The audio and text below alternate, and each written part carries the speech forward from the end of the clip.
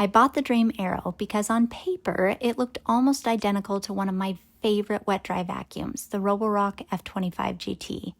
But after putting them through the same cleaning tests, one tiny difference completely changed which one I'd recommend depending on your home. Over the last year, I've used the Roborock extensively, and it's been the wet-dry vacuum I reach for the most. So the Dreame Aero had some pretty big shoes to fill. If you're new to wet-dry vacuums, they're designed specifically for sealed hard floors like hardwood, tile, laminate, and vinyl, not carpet.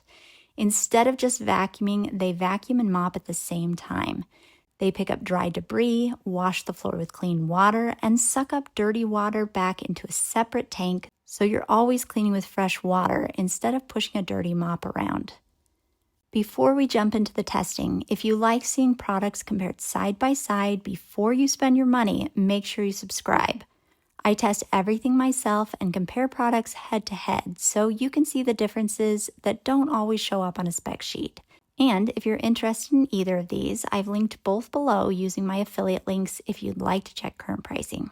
At first glance, these machines look remarkably similar. Both have a lie flat design that makes it easy to clean underneath furniture. Both include automatic self-washing and drying cycles. Both have multiple cleaning modes, including standard cleaning, along with higher powered modes for tougher messes. And both clean right up against edges very well. The biggest difference I noticed is the controls. The Dreame includes a display screen, making it very easy to see things like whether your clean water tank is empty or your dirty water tank needs attention. The Roborock doesn't have a display, but it does speak to you and announces most maintenance needs through voice prompts. Both systems work well. It really comes down to whether you prefer visual information or spoken alerts. Followed by quiet drying. Now, for what actually matters, I ran both machines through the exact same cleaning tests: dry debris, mud, broken eggs, spilled juice, and dried on yogurt. For almost every test, the results were surprisingly close. Both picked up debris easily, both scrubbed the floors well, both handled wet messes without leaving streaks behind. Honestly, if you only watched these tests, you'd probably think they were the exact same machine. The only place I noticed a difference was with the dried yogurt. The Roborock removed it just a little faster. Not dramatically, but enough that I noticed it. Outside of that, I'd call the cleaning performance essentially a tie. Self-cleaning.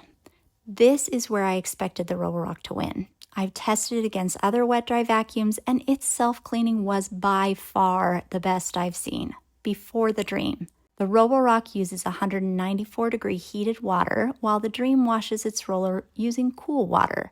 So naturally, I assumed the heated wash would leave the cleaner brush.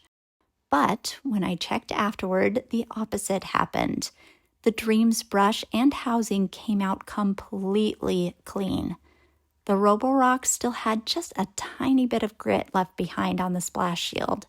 It's a small difference, but it definitely surprised me. Under furniture. Another difference came from the size of the cleaning head. The Roborock's roller is just slightly shorter.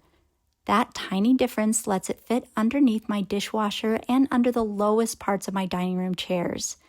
The Dreame couldn't make it underneath those same spots. Again, not a huge difference, but one that matters if you have a lot of low clearance furniture. Longevity. Reliability is probably the biggest unknown with any vacuum. I've owned the Roborock F25 GT for about a year now, and mine has been completely reliable. I've never had any problems with it. That said, when reading long-term owner reviews, I did notice more people reporting longevity concerns with the Roborock. The Dreame Aero generally seems to earn stronger feedback for long-term durability. Obviously, online reviews don't predict what your individual experience will be, but it's something worth considering. So, which one should you choose? These machines clean so similarly that your decision probably shouldn't come down to cleaning performance at all. If getting under the lowest furniture and slightly faster removal of stubborn messes matters most, I'd lean toward the Roborock F25 GT.